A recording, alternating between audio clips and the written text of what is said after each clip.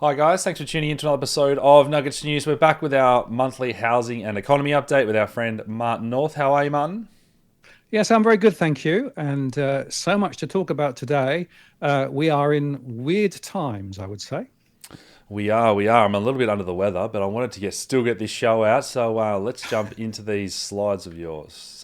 Well, let's start with the markets because bear in mind that 75% of all equity action is in the US. Obviously, what's happening in the US is very significant. And I made a show the other day calling rising volatility out. Driving markets lower on tech valuation concerns. So let's just start there. And I think a good place to start is if you look at the MSCI All Country, that's a sort of a snapshot of the equity markets globally, and you can see they're down off their highs. They've come back a little bit from where they were a day or two ago, but they're still well off.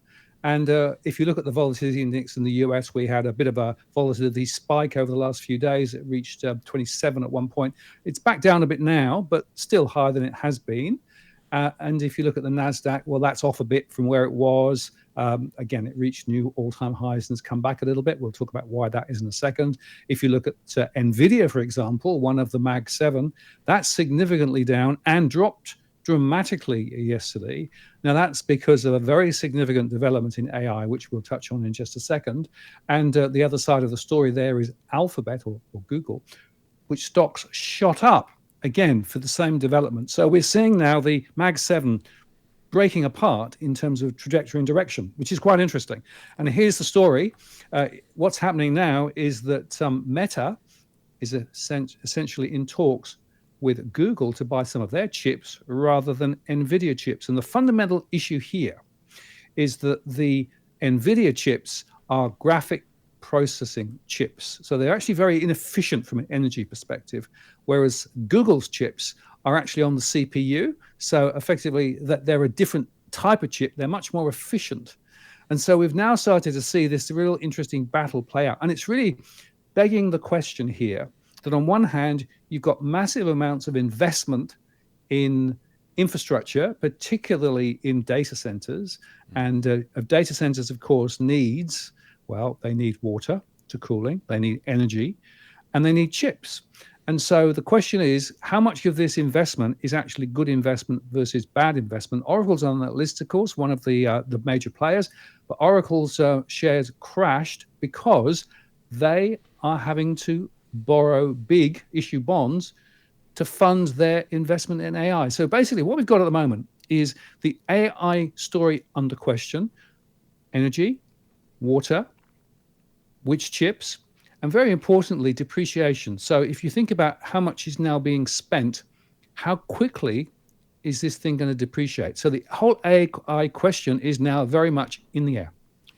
Yeah, it's interesting you mentioned those chips. It's an important part, and that ties into a lot of the crypto stuff and computing stuff as well. Those different types of chips and specific chip manufacturers versus how the market's become quite monopolized to a few companies in a few countries that can produce these specific chips.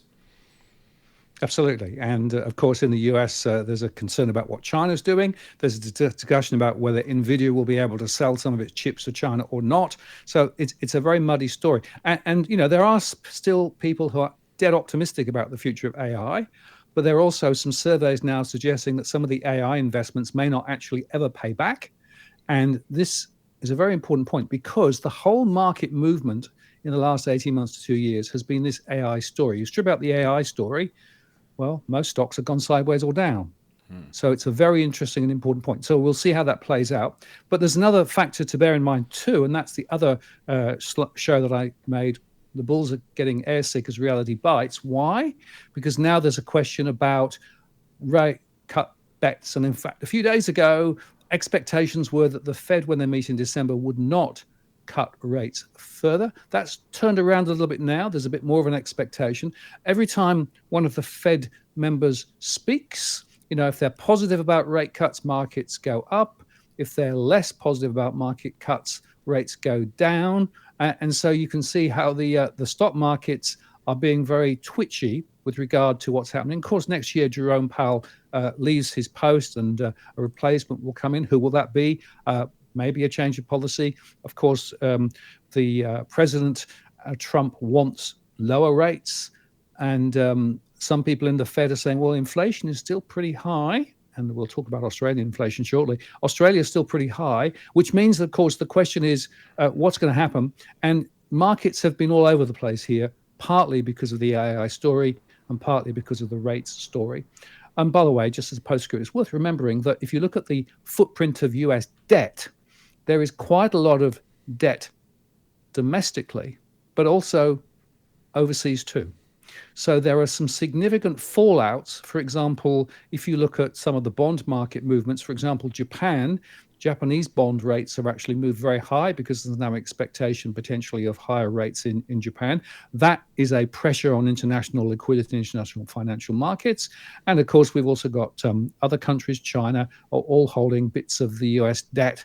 And so there's a really important question here, because what happens in the US with regard to their financing of their deficit, which is still growing, has a very significant impact, not just in the US, but globally as well. Yeah, and that ties into some crypto stuff, which we'll get to in just a second as well. Well, talking about crypto, of course, I made another show called The Wild Ride to Nowhere as markets bite back. And of course, as I said, markets have come back. But actually, within that, you've got the AI story we've talked about. We should also talk about the crypto story. I've got this pile of Bitcoin, burning in the middle of Wall Street here, because what's happened recently is a lot of Wall Street players who were big holders of Bitcoin have actually been selling. The ETFs have actually gone into reverse. And so there's something going on here. And the question is this just a standard Bitcoin up and down volatility? Bitcoin has been very, very volatile. And, I got a little bit of an interesting story here between the Bitcoin US dollar. I thought that was quite interesting. The fact of the matter is we are way down from where it was. But, volatility in Bitcoin is very much a thing. So, should we be concerned? Shouldn't we be concerned? Well, some of the whales have been selling. We also know that some of the miners of Bitcoin need above 90,000 US to be able to make any money. So in some cases, miners now may be losing money as well. But there's another factor as well. You can see there the 86,000, give or take, it wobbles around a bit, US. Now, the other point then is, here's the other factor. Is there something else going on here? And I don't know about this, but it's interesting that there's speculation that maybe JP Morgan has gone short on MicroStrategy. MicroStrategy wanted to bring treasury operations, of course, who's been buying Bitcoin like forever. Buy and hold was their strategy. Well, suddenly it's gone in the opposite direction, and here's the MicroStrategy share price, which is dropping significantly. It's to the point where some people are saying, well, hang on a moment. Actually, now, if you look at the Bitcoin holdings they have and the share price, economically, it doesn't make a lot of sense. So there's something else going on. So I don't know what you think, Alex. Is this just a normal sort of cyclical blip in the Bitcoin story, or is there something else going on? Yeah, I mean, with our research, we thought that the market was overextended, and we're telling people to take some profits, particularly on altcoins, because they always crash harder, as you know, when Bitcoin was above 110. And our metrics are still pretty bullish. So we think that this is a 35% correction, which is pretty normal in the crypto cycle, and maybe a bit of chop into the end of the year. And then we think it's going to be pretty bullish into next year. And as you say, a lot of that selling was from whales. I think a lot of whales are timing the traditional 4-year cycle, but I think a lot of whales are upset that crypto was anti-establishment, and now it's been captured by BlackRock and TradFi, as we call it. It's kind of lost a bit of its soul, as we talk about a lot. So I'm hoping that maybe crypto changes direction back to privacy and all that stuff. But it's an interesting time, and I think it's just changed. It's become a mature asset class. Well, I would argue that a lot of this is because the big financial players have actually been taking positions and actually deliberately trading the volatility. So, let's not get too carried away. But of course, it's also worth noting that the Trump coin and the Molina coin are way down, right? But we've still got the US very much aligned to crypto. But there's something else going on. The Genius Act, which is the other big development, of course, this year, it had a very important stablecoin component too. And, this chart here is quite interesting because it makes the point. Everyone thought the Genius Act was about crypto regulation, but actually it's really about something else. And here's the something else, right? What this is allowing them to do is effectively link stablecoins to treasuries, to the point where effectively if you want to invest in stablecoins, you need treasuries. This allows Treasury to issue liquidity to the market, and maybe that's about 100 billion so far, or will be, without going through the Federal Reserve. So the question is there something else going on here in terms of the future of liquidity in the US? The Treasury coup, how digital asset regulation became America's debt monetization engine. And that's the point, really. Are we actually now seeing a fundamental shift in the role of the Fed, the importance of the Fed, the way that money is created, and the liquidity story in the US? That is the big question. Yeah, I think it's a Trojan horse for sure to usher in CBDCs and to help offset all that debt, back it with treasuries, and it'll be multiple countries. I don't think it'll just be the US. If everyone goes down this similar route, getting everyone into this blockchain system to trace everyone ties into digital ID. So yeah, I think it's a bit of a wolf in sheep's clothing for sure. Yeah, and it's worth highlighting that in the eurozone there is a digital ID coming, and a few early plays there, and so there is definitely a lot to watch here. But I agree with you; it is a Trojan horse, and a lot of the observers have not understood what this really means long term. Yes. Now, talking about what it really means long term, let's move to Australia. I made a show called Australia's Titanic Moment Approaches as Spin Overrides Reality. And look, let's start by looking just at the Australian story with regard to $12 trillion in residential real estate, 4.3 trillion in superannuation, 3.6 trillion in listed stocks, and 1.3 trillion in commercial real estate. But this is the killer: 55.5% of all household wealth is held in housing in Australia. That's very, very high on international comparisons. And of course, in recent times, what we've seen is home prices continuing to bubble higher, despite the fact that maybe we'll see interest rates may not be dropping as far as we thought. Government, of course, promised before the election that home prices would go higher. It seems to be the case. But we've got an economy that is really lopsided. It's very much based on the question of housing. And a lot of people would find it very difficult to get into the housing market, even with the government's interventions and extra support levels. Typical loans are now 7 to 9 times income for some people, and that's a big problem. So there's a real problem here. It's a lopsided economy. Oh, and by the way, the other side of the lopsidedness is the Australian government continuing to expand. The Productivity Commission said that workers face paying an extra $300 billion in tax unless there are spending reforms. And the biggest hit would, of course, be to low-income earners. Well, that's the continuation of the process. So we have the K-shaped economy. Some people doing very well, some people holding multiple properties, et cetera, but ordinary people finding it very difficult at the moment. And this next slide actually brought it out quite nicely, putting a few different things together. A third of Australian families are food insecure. The NDIS is being pared back to the bone. Welfare recipients face punitive new laws. Meanwhile, the government has committed to spend up to $368 billion to buy nuclear submarines, which may or may not arrive. And that's the issue here. And in fact, if you want to take that slightly further, if you look at the inflation, CPI versus the wage price index, although, of course, the spin was that everything's fantastic, you can see there that wage prices are not moving up higher than CPI. No, CPI is significantly higher, back to actually 2011 levels in terms of wage prices. So that's a real problem. And we'll talk about the latest inflation in just a second. But I made the point, this is the inconvenient truth about the wage price index. Chalmers called it good news. Wages are rising, well, not very strongly, but they're still way below where they were previously. Yeah, I guess what I'd add to that, Martin, is if with that 300 billion submarine spending or 400 billion on new chips and AI spending, if you really zoom out, I think it's just another one of those things that show that governments just don't care about their citizens at all when they're rolling out these globalist agendas. How can you possibly be doing that when so many Australians are struggling to afford food and shelter, and the US, violent crime, addiction, all these other things that you should be focusing on. Even the millions and billions they're spending on, space or whatever, it's just crazy when you actually stop and think about how the lack of care for the actual populations and citizens. Well, of course, the issue is that the government spending is continuing to rise. More and more of it is actually in the government sector. If you look at the overall jobs market, jobs momentum, 38% rise in the total size of the public service in recent times. And whilst they've just announced a 5% productivity cut for the public service. Well, we'll see whether that plays out or whether it doesn't. So there's a really big question about can all of this extra spending really be warranted? Is it being spent in the right place? And as you say, is it benefiting ordinary Australians? No, it's not.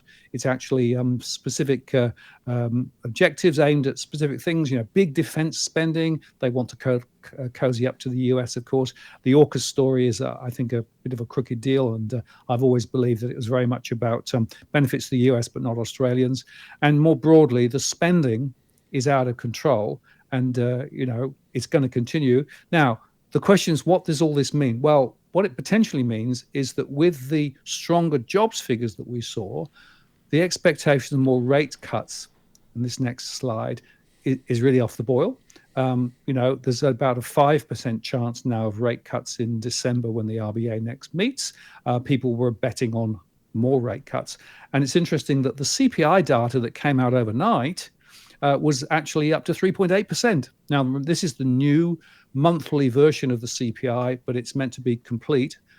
Now we were sort of doing proper monthly, but they'll have to let it bed in over the next little while. But never mind. 3.8% year on year, according to the ABS. Last month, the indicator was 3.5%.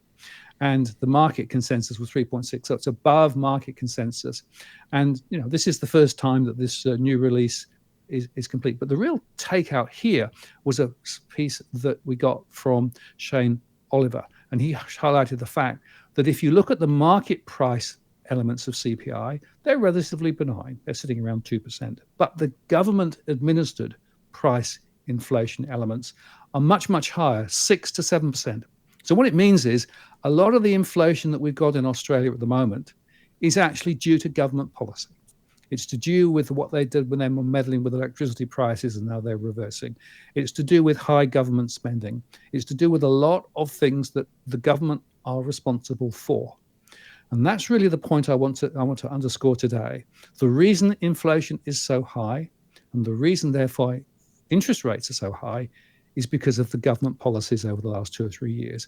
And it's a policy-led rate rather than actually international market-led rate. Yeah, completely agree. And as we've seen, Victoria is probably the worst. What is it? 9 out of 10 people now on government payroll there in some way, shape, or form, and that's pretty much communism at this point. Absolutely. And of course, nobody wants to, spend less. But there's a lot of yak about everything. The housing market is another great example. Claire O'Neill keeps coming out with her $10 billion half, despite the fact that they've hardly built any houses, and 1/3 they actually bought houses that have been built privately. So they're actually taking houses off first-time buyers prospectively and then representing them as public sector houses. Andrew Bragg's been all over this in recent times. But this chart here just shows you the long-term story. This is the public sector dwelling construction commencements right the way back from 1956, thanks to Greg Jericho for the slide here. And you can see there that houses and other residential, in other words, units, apart from the spike in the GFC stimulus, is way, way down. So basically, the truth is that the amount of investment in public housing has fallen through the floor. And despite all of the government noise, promises, 40,000 homes, et cetera, over 5 years, and 1.2 million overall, we're not seeing it. And so we have a real big issue. That's one of the reasons why house prices are still looking very bullish, because there is a lack of supply. But as we'll come on to in a second, there are other factors here. Now, in all of this, I made a show called Property Markets Slide into Summer. Well, maybe, because if you look at the latest auction clearance rates, which don't tell you an awful lot, they're actually down a bit. And it's fascinating to me that, of course, everyone's still propping up the property market with all of these public comments that are positive, and all of the journos related to the portals are also spruiking property prices higher. But when you look at the clearance rates, you begin to ask it. And actually, Tarek produced a really interesting slide showing the gap between the 4-month moving averages this year and last year on clearance rates in Sydney and Melbourne. Now, he's looked at clearance rates compared to listed, sold versus listed. And you can see there that Sydney's significantly sliding now. A definite rise over the July to November period. Melbourne a little stronger, but there's something else going on here. And so, once again, the spin that we're seeing around property is disconnected from what's actually going on the ground. Yeah, For sure, for sure. Moving on to, do you want to explain this one, Martin? Gazumping. Yeah. Yeah. So one of the other interesting articles this last little while is in the mainstream media, they're starting to talk about the mechanics of the property market. And there are two things going on at the moment. The first is gazumping, where effectively somebody makes an offer and it's verbally accepted and they think they've actually got the property. Then somebody comes in and offers a higher number and suddenly they've lost the sale. And so we're seeing a lot of people being gazumped. In other words, other people coming in and saying, I'll offer you a bit more. And of course, until you've actually got a contract, there is no legal basis for an agreement at the moment. It's one of the weaknesses of the way that the Australian market works. So that's one factor that the media have been quite strong on recently, quite importantly, because people need to understand the sale process and when actually it's contractually connected. It's a little bit different at auction, but this is when you've got a private treaty sale. The other thing that's going on is underquoting. So this is where effectively agents go to the prospective seller of a property and say, hey, I can get you a big number. But then they actually quote a smaller number to prospective purchasers. They put it up with a lower listing perhaps as well to try and attract people to come in. And then these people come in and hope, the agent hopes they're going to bid it up. In some cases, people just are disappointed because the price is much higher. It never gets sold at the price that was indicated. So there's a real problem. And in fact, if you look at the next slide, there's very significant data here for Sydney showing that a large proportion of properties in the Sydney region were underquoted. In other words, the auction price guides were below what actually the story was. And in New South Wales, there are now fines announced for underquoting as the property market heats up according to the AFR. Fines for underquoting in New South Wales will be increased by 5 times as the state government cracks down on real estate agents' use of misleading price guides in the hot market where buyers are already scrambling to secure a home. Now, I'll talk about scrambling did a little while, maybe less so, but underquoting very significant in New South Wales, as well as in Victoria. And in Victoria, real estate agents now have to disclose a house's price reserve a few days beforehand so that they're trying to avoid the underquoting thing. Those laws will be introduced. Now, here's 2 points. First, they have yet to be introduced, so it's all talk. But secondly, has to be policed. And the problem we've got with the real estate market generally is it's not being policed. So underquoting is rife, gazumping is rife. So anybody who's wanting to dance the property game needs to understand the rules of the road, but also understand that agents are not necessarily always doing the right thing for everybody by what they're doing, and they're just out there to get a deal at any price. So there's some really important news here with regard to the development of the real estate industry. Needs better control and regulation. Unfortunately, a lot of people are still being swindled out of money, buying property at the wrong price, and as we'll see, there are other levers that they're pulling as well. So you have to be very careful if you're going to actually play the game. Yeah. Next up here, private new home sales. Yeah, just to say that, of course, the supply, it's all supply, is the cry of the building and construction industry. Well, just allow us to build a lot more and everything will be fine. If you look at the decline in new home sales, this is according to the HIA, there was significant decreases in Victoria, down 19.5%, South Australia down 11.5%, Western Australia down 5.8%, New South Wales down 3.3%. Actually, Queensland was the only one of the large states to see a monthly 6.7% increase in new home sales. New home sales is not actually moving. Now, why? Because there's not a huge amount of new stuff being started, and the average time to complete a property is double what it was 5 years ago. So it's taking a lot longer, costing a lot more. So that, on the supply side, it's not really the reason why the property market is broken. The real issue, as we've touched on before, on the next slide, is migration. So we haven't got updated migration data, but we did get long-term and permanent movements. And guess what? They were higher. And this chart from IFM shows there's a very significant uptick again. So this takes us right back to the migration conversation. A lot of new people coming to Australia, a lot of people coming in with money, a lot of people who want to buy property.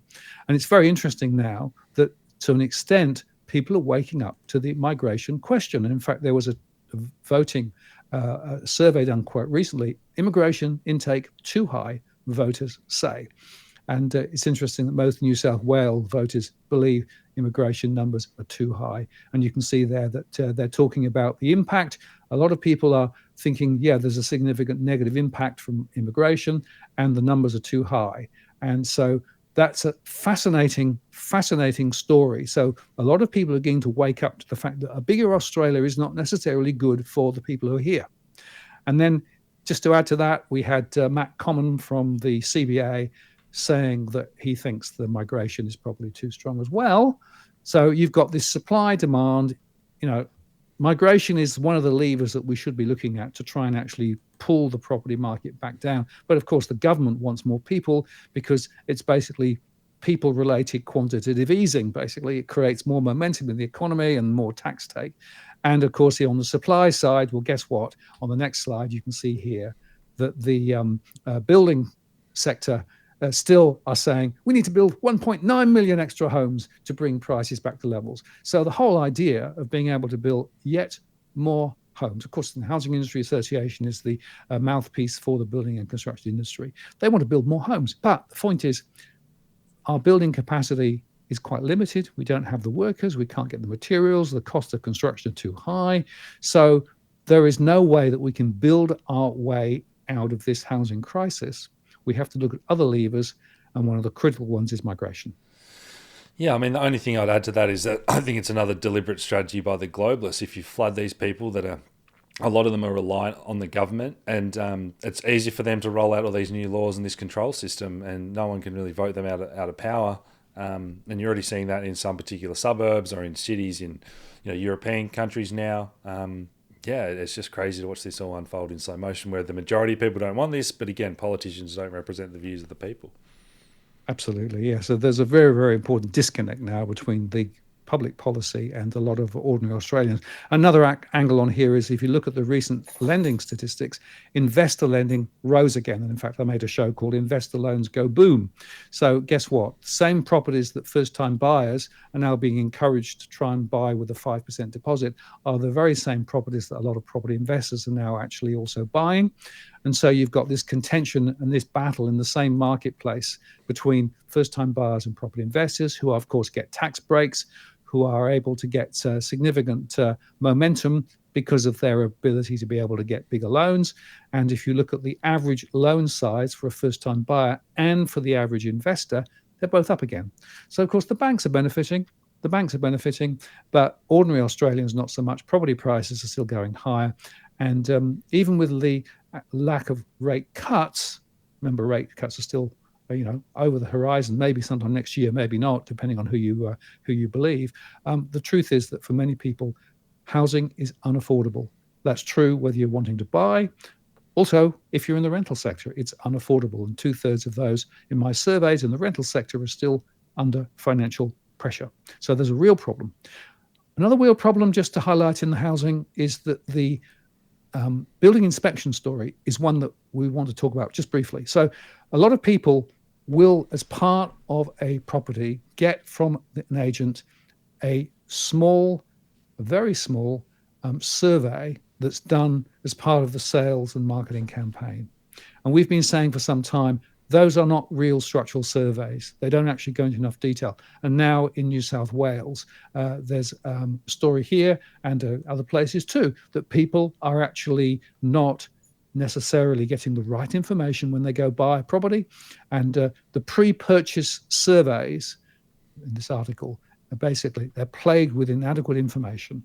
And so people are actually making bad property decisions because of the fact that they mistake a marketing document for a serious structural survey. And Edwin and I in the last few weeks have been talking with a number of different people, and we put a few shows out about this, where people bought what they thought was one thing, and then they've got hundreds of thousands of dollars of remediation work to do later. So once again, we've got to make sure that people understand the industry is rigged, and it's rigged against prospective purchasers. Well, another industry that's pretty divisive is this renewables, Martin, with the wind turbines. Yeah, so of course the question about power and the future of energy is a very significant factor in Australia, and people are actually beginning to suggest that, well, maybe this renewables push, which of course is still quite costly when you think of the cost of the wires and poles, are extremely expensive relative to what people thought they were. And we've blown a big hole in household budgets because of the high cost of energy and power. But there was another factor that I wanted to link here with another thing I'm very passionate about, because they found that now asbestos is being found in Chinese built wind turbines. Now, my wife died some years ago from mesothelioma, which was an asbestos related disease. So I'm very passionate about raising awareness of asbestos. And can you believe that in the middle of this renewables revolution, quote unquote, asbestos is now being found? Asbestos, of course, is a horrible, horrible disease that, mesothelioma is a horrible disease created by exposure to asbestos. And any exposure to asbestos, however small, is a risk. And on that front, let me just add that it isn't just wind turbines, but it's actually a lot of other sources too. And this next slide just makes the point. There are about 29 different places in a typical house, particularly an older house especially, where you might get exposure to asbestos. Many people don't know about this. So when you buy a property, check for asbestos. And it's also worth highlighting the fact that even some newer properties, because they're importing sheeting from China, where asbestos is still allowed, you can actually still be bringing asbestos into newer properties. So it isn't just old properties.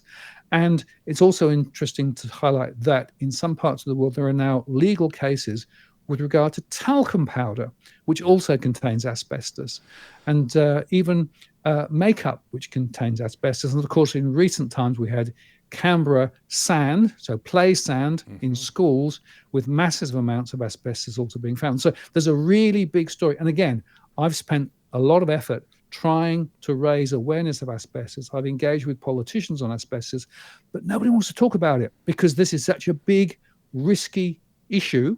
And there were some settlements between some of the big manufacturers of asbestos products and governments earlier on, a few decades ago, to pay some compensation for some exposure. So nobody wants to rock that boat.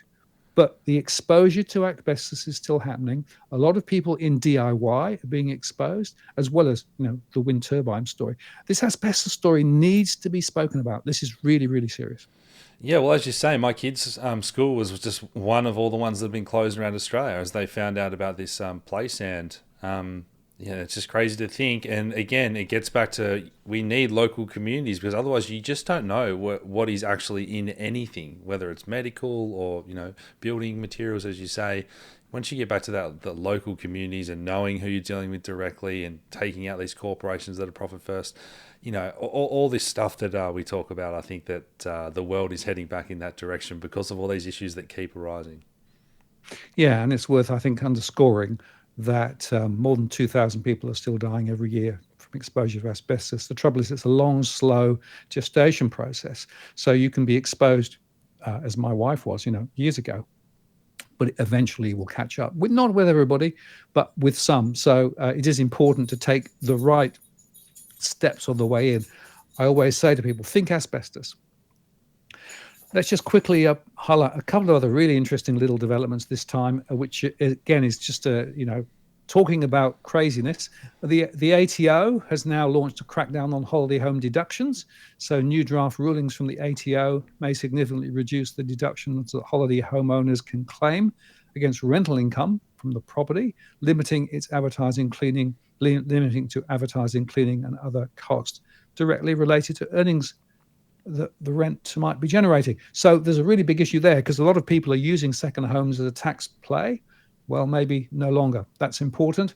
And the other interesting little spin here is fascinating to see that a lot of people are talking about building more properties, but actually the properties that are actually booming at the moment are the bigger properties for the wealthy downsizers. This is a little article talking about wealthy downsizers flock to hotel-style units.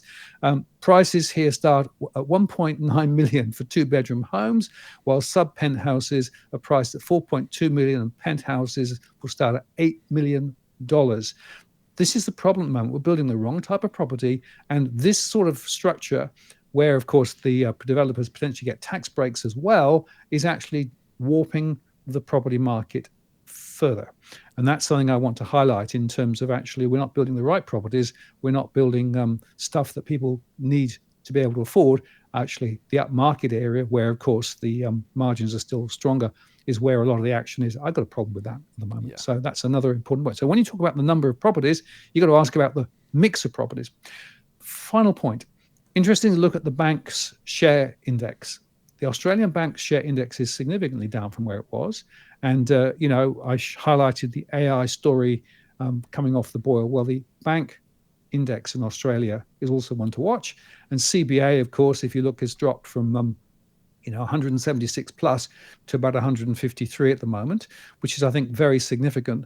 And that's because people are now beginning to realize that some of these banks really are not really doing the right thing by their customers. They're still effectively lending stuff they probably shouldn't lend. They're pushing the regulator to try and actually reduce lending standards, although the regulator has been saying, no, actually, the investment lending is too strong and maybe we should be tightening. So interesting ahead to see what happens there. But I just want to close with this little last slide. Bendigo and Adelaide Bank, their shares dropped. Why? Because they've actually been revealed to be still doing money laundering and some very important regulatory breakdown there. And the question I've got is, are they alone? Or other banks in Australia still not doing necessarily the right thing? So there's a real big question now about the quality of our banks and the quality of their share price. They're still lending like Billio, but not necessarily, I think, on good terms. And, going right back to what you said, the big corporates are ruling the roost. The government's actually not doing the things that they should be doing for ordinary Australians. So it leaves us a bit out on a limb. Yeah, well, the show I just uploaded was about the big four Aussie banks being served. You mentioned the smaller banks there, corruption, money laundering, all the stuff we've seen over the years, the slaps on the wrist. And yeah, I don't think we've seen the last of this story at all, for sure.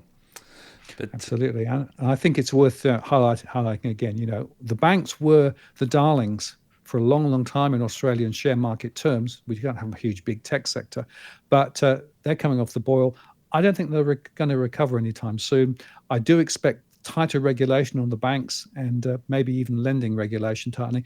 That in turn could actually then dent the property market. So maybe property is also going to be a bit wobbly ahead too. So interesting times as we go into the end of the year. And I guess next month we'll be able to review the MyEFO and all of the government spending plans. We'll see about that. And I think the next year or two is going to be really interesting. But it comes back to this issue. Unfortunately, a lot of big corporates and a lot of governments are not actually doing the right thing for ordinary Australians or their ordinary citizens around the world. Absolutely. Well, guys, links to follow all Martin's work and my socials down below. And thanks as always, Martin, and we'll chat to you again next month. Cheers. Look forward to it. Take care. Bye-bye.